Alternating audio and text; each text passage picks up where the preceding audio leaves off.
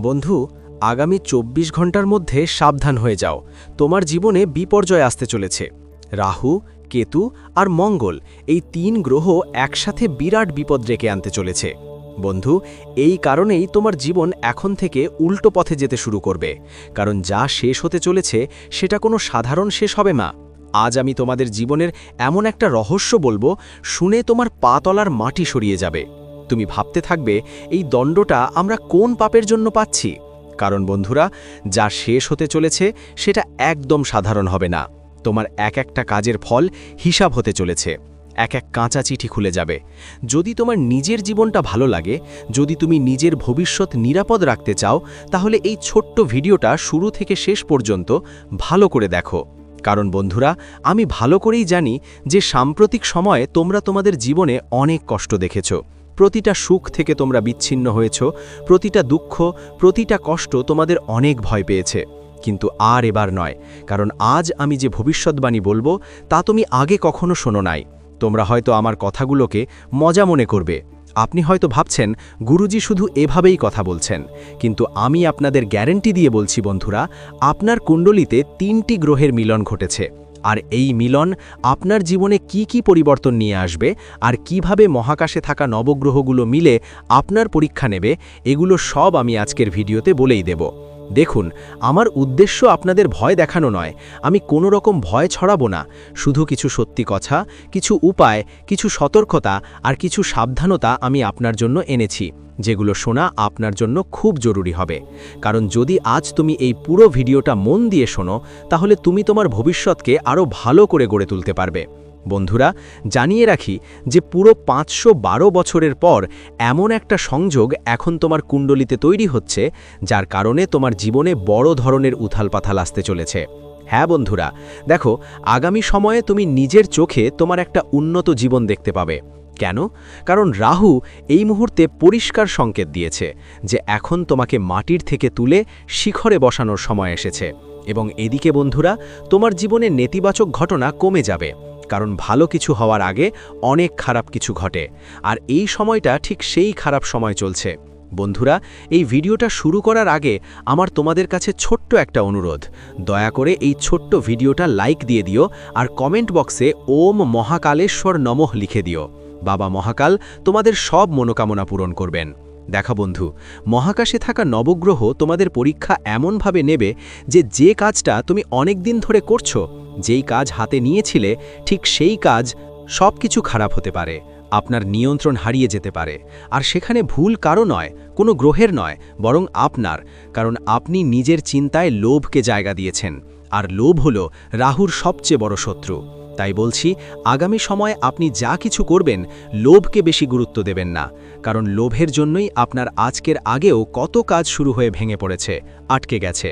দেখুন বন্ধুরা, গত সময়ে যে ভুলগুলো আপনি বারবার করেছেন, যদি ভবিষ্যতে আবারও একই ভুলগুলো করেন, তাহলে আপনার জীবন ধীরে ধীরে একদম নরক থেকে হির হয়ে যাবে। কারণ এখনই তো আপনার জীবনে দুঃখ, ব্যথা আর ঝামেলা কম নেই। দেখুন বন্ধু, অতীতে আপনার জীবনে অনেক কষ্টের ঘটনা ঘটেছে। এটা আপনি নিজেও খুব ভালোভাবে জানেন। কেউ জানে না আপনি আপনার জীবনে কত কিছু হারিয়েছেন।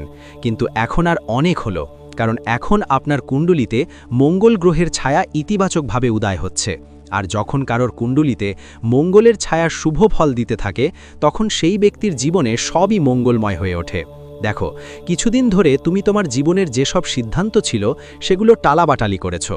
আর সেই টালাবাটালির কারণেই তোমার শুধু ক্ষতিই হয়েছে, কোনো লাভ হয়নি। কারণ জীবন অনেক দিন ধরেই তোমাকে পরীক্ষা নিচ্ছে। তুমি এমন একজনের উপর ভরসা করেছিলে, সেই ব্যক্তির উপর ভর করে তুমি তোমার জীবনের স্বপ্ন গড়েছিলে। সেই ব্যক্তির উপর ভর করে তুমি জীবনের সিদ্ধান্তও নিয়েছিলে। কিন্তু সেই একই ব্যক্তি তোমার সাথে সবচেয়ে বড় প্রতারণা করেছে। তোমার চোখ থেকে বন্ধুত্ব আর সম্পর্কের পর্দা সরিয়ে দিয়েছে। তাই তোমার এখানে তাকে ধন্যবাদ জানানো উচিত। কারণ সে তোমাকে বলেছে যে আজকাল প্রতিটি সম্পর্ক শুধু স্বার্থ, লোভ আর লালসার সঙ্গে জড়িত। কারণ যদি সেই মানুষ তোমাকে ঠকায় না, তোমাকে কোনো শিক্ষা না দেয়, তাহলে আজকে তুমি অনেক বড় ক্ষতির সম্মুখীন হইতে পারতেও। অনেক দিক থেকে এই শিক্ষাটা তোমার জীবনের জন্য অনেক ভালোই হবে। আমি বলতে চাই যে দেখো, তোমার যা পরিশ্রম, সেই পরিশ্রমের কোনো শেষ নেই। আমি এখনই এই কামনা করছি। কিন্তু কেতু সেই পরিশ্রম নষ্ট করার চেষ্টা করছে, যেটা তুমি অনেক দিন ধরে করে যাচ্ছ তোমার জীবন গড়ার জন্য। জীবন সুন্দর করার জন্য কিন্তু কেতুর অশুভ ছায়া তোমার পরিশ্রমকে নষ্ট করে দিচ্ছে। বন্ধু, তুমি যেটা কিছুদিন ধরে করছো, দিনরাত পরিশ্রম করে নিজের জীবনের শিখরে পৌঁছানোর জন্য, তোমার সেই ঘাম কেতু পুরোপুরি নষ্ট করে দেবে। আর তোমার পাওয়ার খুশিগুলো এই সময় কেতু কেড়ে নেওয়ার চেষ্টা করছে। দেখো, আমি যা ভবিষ্যৎবাণী বলছি সেটা সাধারণ নয়, কারণ তুমি নিজেও কিছুদিন ধরে দেখছো জীবনে খুশির নাম কোনো কিছুই থাকে না। সব দুঃখ, সব কষ্ট যেন শেষ হয়ে গেছে। হয় না যে আর একটা পক্ষ এসে পড়ে। দেখো বন্ধু, আজকাল তোমার কুণ্ডলিতে শনি আর মঙ্গল একসাথে কাজ করছে, আর এই দুই গ্রহের জুটিটা তোমার জীবনে ঠিকই তোলপাড় ফেলার জন্য যথেষ্ট। দেখো বন্ধু, সাবধানে চলো, কারণ শনি যখন কিছু দেয় তখন দোলা দিয়ে দেয়, কিন্তু ওই শনি যদি কষ্ট দেয় বা কিছু নিয়ে যায়, তাহলে বন্ধুরা খুব বেছে বেছে নিয়ে যায়। তোমার জীবনে যে 9 গ্রহে তোমায় সুখ দিয়েছে, তার ওপর শুধুমাত্র একটা শনি গ্রহেই যথেষ্ট তাদের সব সুখ নষ্ট করার জন্য। তাই শনির শুভ সফলতা পেতে তোমাকে তোমার কাজগুলোতে উন্নতি করতে হবে। কারো প্রতি ভুল অনুভূতি পোষণ করতে না হবে, কাউকে গালাগালি করতে হবে না, কারো প্রতি ঈর্ষা বা জেল্লা যেন না জন্মায়। বলি বন্ধুরা, এই মুহূর্তে তোমাদের মনেই এটা প্রশ্ন ঘুরছে যে জীবনে সফল হতে হলে কোন ক্ষেত্র বেছে নেওয়া উচিত। তো সেই ক্ষেত্র বেছে নাও যেটা তোমার কাছে কঠিন লাগে, কারণ কঠিন লাগার পরই তোমার জীবনের কিছু জিনিস সহজ হয়ে যাবে। কারণ বন্ধুরা, যেখানে 3 গ্রহের সমন্বয় হয়েছে, সেই সমন্বয় বলছে শুরুতে সময় একটু কঠিন থাকবে, শুরুতে তুমি নিজের সিদ্ধান্ত নিয়েই আফসোস করবে, কিন্তু সময় যতই এগোবে তোমার সেই সিদ্ধান্তগুলো নিয়ে গর্ব লাগবে। বলি বন্ধু, তোমার শত্রুরা তোমার ওপর অনেক বেশি প্রভাব বিস্তার করবে, কারণ তোমার বৃহস্পতি খুব দুর্বল। আর বন্ধু, শত্রুর সংখ্যা কখন বাড়ে? যখন আমরা সফল হই। আর সফল হলে শত্রুরা শুধু বাইরের দুনিয়ায় থাকে এমনটা না, অনেক সময় শত্রুরা আমাদের ঘরেই লুকিয়ে থাকে। কেন লুকিয়ে থাকে? ধরো তুমি একখান যুগ্ম পরিবারে থাকো। এখন ওই যুগ্ম পরিবারে তুমি চাইবে সবাই খুশি থাকুক, পুরো পরিবার শান্তি, সুখ আর সমৃদ্ধিতে জীবন কাটাক, পুরো পরিবার একসাথে থাকুক। কিন্তু আজকের দিনে এটা সম্ভব না, কারণ প্রত্যেক মানুষ তার পরিবারের চেয়ে তার জীবনে একজন বিশেষ মানুষকে বেশি গুরুত্ব দেয়। সেটা হতে পারে কোনো আত্মীয়, বন্ধু বা এমনকি কোনো অচেনা মানুষও। আর যখন পরিবারের বিষয়গুলো বাইরে বেরোতে শুরু করে, তখন প্রথমেই টেনশন পড়ে। তাই বন্ধুরা, আমি তোমাদের জানাই দিচ্ছি, যতই কিছু হোক, নিজের বাড়ির কথা নিজের 4 দেয়ালে রাখার চেষ্টা করো। কারণ যখন বাড়ির যন্ত্রণা যদি বাইরে কারো হাতে পড়ে যায়, তাহলে বাড়ি টুটে যেতে সময় লাগে না। যদিও দেখো, এসব সমস্যা বাড়িতে তখনই শুরু হয় যখন বাড়ির কেউ একজন সফল হয়, অনেক টাকা আয় করে, বড় গাড়ি নেয়, বড় বাড়ি হয়, নিজের স্বপ্ন পূরণ করে। তখন পরিবারের মধ্যে একজন নায়ক অবশ্যই থাকে, যার মধ্যে ঈর্ষার অনুভূতি জাগে। আর এই ঈর্ষার অনুভূতি কখন বিরোধ সৃষ্টি করে আর কখন ভালোবাসার ফোয়ারা হয়। ভাইরা, বলছি তোমাদের, যে কাজগুলো হাতে আছে সেগুলো যত তাড়াতাড়ি সম্ভব শেষ করার চেষ্টা করো। এটা আমি তোমাদের বলছি কারণ কিছু গ্রহ আছে, যেমন বৃহস্পতি, গুরু আর শুক্র, এই 3টে গ্রহ মিলে তোমার কাজের ব্যাপারে নেতিবাচক প্রভাব ফেলতে চাইছে।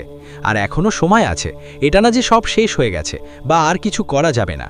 এখনও সময় আছে, তোমার হাতে যে কাজগুলো আছে সেগুলো যত দ্রুত সম্ভব শেষ করার চেষ্টা করো। সেটা তোমার ব্যবসার কাজ হোক বা যাই হোক, চাকরি নিয়ে হোক বা ভালোবাসা নিয়ে হোক বা পরিবারের ব্যাপারে হোক, এই সময়ে আপনি আপনার প্রতিটি জীবনের বিষয় খুবই সঠিকভাবে সামলানোর চেষ্টা করবেন এবং আপনাকে সেটাই করতে হবে। বন্ধুদের বলছি, দেখুন, আমি বলতে চাই যে আপনি কষ্ট করে ভালো আয় করতে পারবেন, কিন্তু কেন আপনার কষ্ট করা হচ্ছে না? কখনো কি ভেবেছেন? কারণ আপনার রাশি, আপনার কুণ্ডলী অনুযায়ী সম্পদ আকর্ষণের সব সুযোগই আছে, কিন্তু সেটা হচ্ছে না। এর কারণ হলো আপনার আশেপাশে এমন কিছু মানুষ আছেন যাদের শক্তি খুবই নেতিবাচক, যাদের শক্তি। তাহলে আপনার কাছে মা লক্ষ্মী আসতে পারে না, কারণ তাদের নেতিবাচক শক্তি আপনার শক্তিকে খেয়ে ফেলে। বন্ধুরা দেখুন, যখন আমরা কারোর সঙ্গে থাকি, বুঝলেন, সেই মানুষের শক্তির ক্ষেত্রটা এমন নেগেটিভ হয়ে ওঠে যে তা আমাদের মনের মধ্যেও নেতিবাচকতা ঢুকিয়ে দেয়। আর যেই মানুষ নেতিবাচক থাকে তার কাছে কখনো মা লক্ষ্মী আসে না। মা লক্ষ্মীর একটাই নিয়ম, যদি মানুষ পরিশ্রম করে, পরিশ্রমে বিশ্বাস রাখে আর সৎ উপায়ে রুটি খায়, তাহলে মা লক্ষ্মী অবশ্যই তার কাছে আসবে। কিন্তু আজকের সময় দেখো, মানুষ কি করে যে দ্রুত সফল হওয়ার চাপে বা টাকা উপার্জনের লোভে এমন কাজের সঙ্গে জড়িয়ে পড়ে বা এমন সিদ্ধান্ত নেয় যা নিজেই নিজের পায়ের নিচে কুড়াল মারার সমান। দেখো, এমন করো না। যদি তুমি পরিশ্রম করে উপার্জিত রুটির প্রতি বিশ্বাস রাখো, তাহলে সৃষ্টিকর্তা তোমাকে ছাপ্পড় ফাড়িয়ে তোমার যোগ্যতা অনুযায়ী সব কিছু দিবে। কারণ যদি তুমি কারোর ক্ষতি করে টাকা উপার্জন করো, যদি তুমি কারোর ক্ষতি করে ওপরে ওঠার চেষ্টা করো, তাহলে একদিন এই ধরনের রোগ ফিরে আসবেই।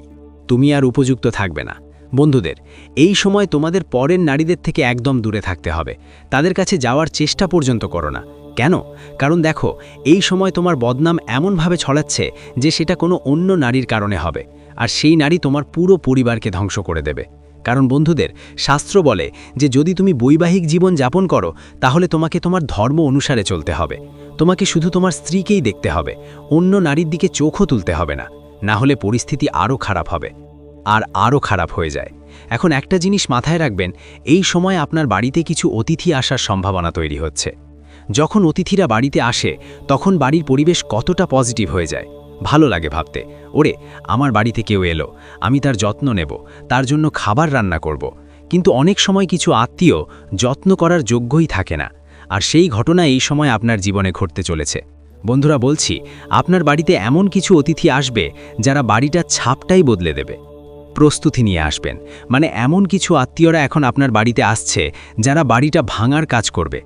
জানিয়ে দিই, এই আত্মীয়দের মুখ থেকে এমন কিছু কথা বেরোতে পারে যার কারণে পরিবারের সম্পর্ক ভিতর থেকে খালি হয়ে যেতে পারে। কারণ আমি বলছি, আপনি অনেক দিন ধরে পুরনো বিষয়গুলো ভুলে যাওয়ার চেষ্টা করছেন। আগেও আপনার বাড়ি পরিবারে এমন কিছু ঘটনা ঘটেছিল যার কারণে পরিবার ভেঙে যাওয়ার পথে চলে গিয়েছিল, কিন্তু গ্রহগুলো মিলে আবার আপনার পরিবারকে জোড়া দিয়েছিল।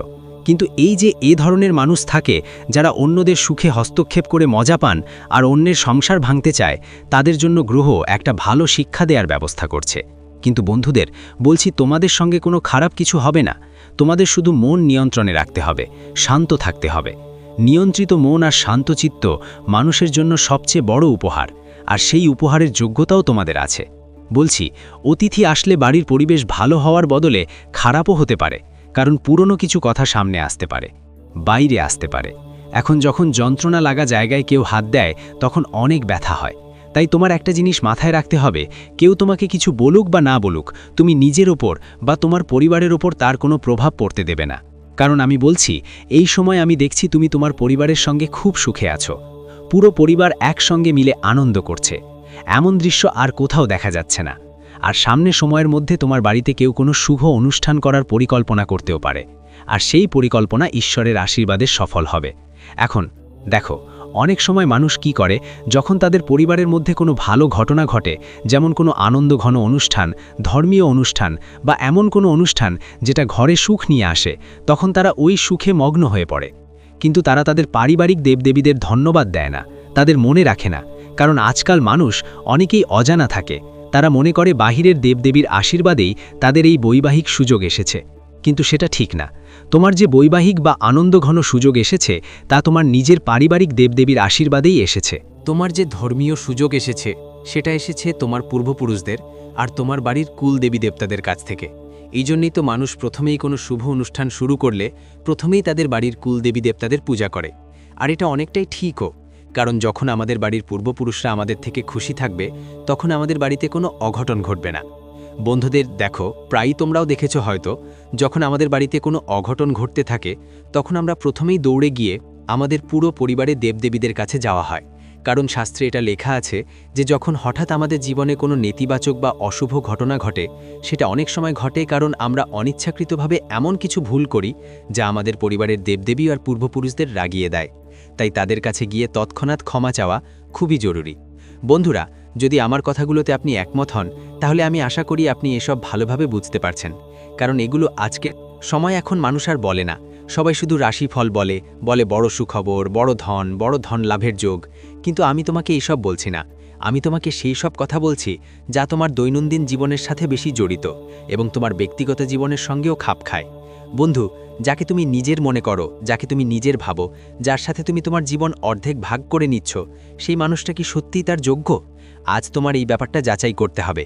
আর যদি আজ না করো তাহলে পরে বুঝতে হবে যে তুমি নিজের অর্ধেকটা জীবন সেই ছলনায় কাটে যা তুমি কল্পনাও করেছিলে না।